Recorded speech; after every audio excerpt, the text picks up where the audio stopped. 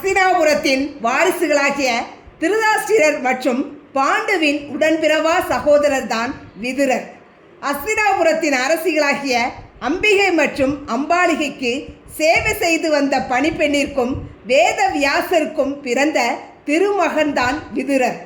பீஷ்மர் விதுரரையும் அன்போடு அரவணைத்து திருதராஷ்டிரர் பாண்டுவோடு விதுரருக்கும் அனைத்து கலைகளையும் போதித்தார். ஆயினும் விதுரர் மதியில் சிறந்தவராய் இருந்தார்.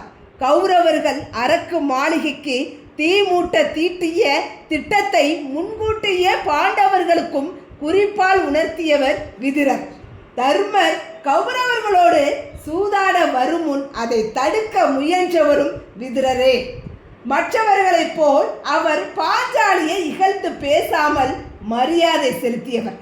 மகாபாரத போர் தொடங்கும் சில நாட்களுக்கு முன்னர் பீஷ்மர், துரோணாச்சாரியர், கிருபாச்சாரியர் மற்றும் விதுரர் ஆகியோர் தீவிர ஆலோசனையில் இருந்தார்கள்.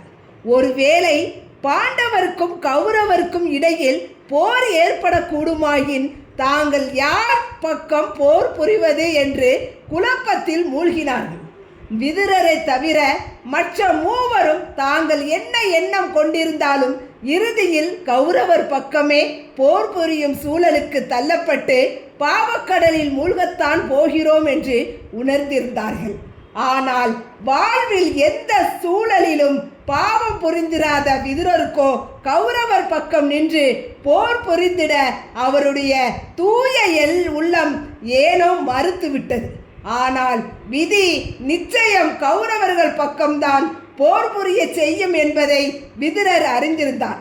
இந்த விதியின் சதியிலிருந்து அந்த இறைவன் தான் தன்னை காப்பாற்றி அருள வேண்டும் என்று பிரார்த்தனை செய்து கொண்டே சோகக்கடலில் மூழ்கியிருந்தார். இதை அறிந்த ஞானியான பரந்தாமன் கண்ணன் விதுரரையும் காப்பாற்றி துரியோதனனையும் வீழ்த்த முடிவெடுத்தார். மேலும் பீஷ்மரும் துரோணாச்சாரியரும் தனது தர்மத்திற்காக பாவம் புரிந்தவர்கள்.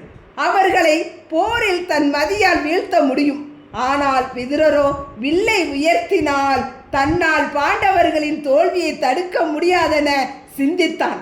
தன்னை போரில் நிறுத்துவதற்கான அமைதி பேச்சுவார்த்தைக்காக ஹஸ்தினாபுரத்திற்கு அனுப்பி வைக்க முடிவெடுத்த போது தன்னுடைய திருவிளையாடலை திட்டமிட்டான் கிருஷ்ணன்.